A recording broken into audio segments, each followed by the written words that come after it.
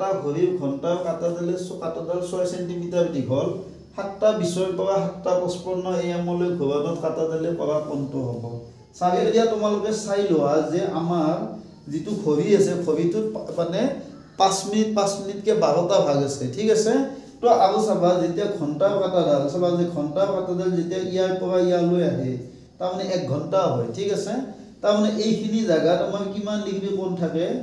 30 degree কোণ থাকে তাৰ মানে আমাৰ যেতিয়া 60 মিনিট হয় তাৰ মানে মিনিটৰ কাটাডালে যেতিয়া 60 মিনিট ঘূৰিব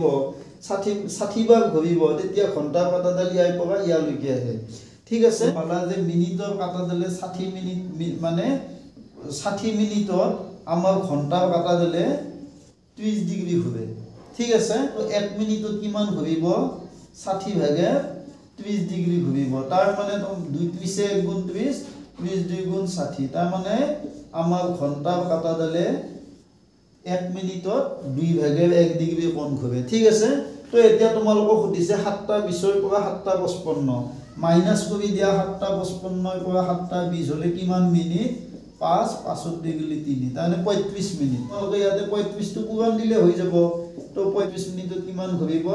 তো 35 1 গুণ 35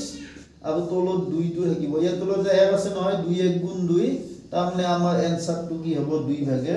35 ডিগ্ৰী হ'ব ঠিক আছে।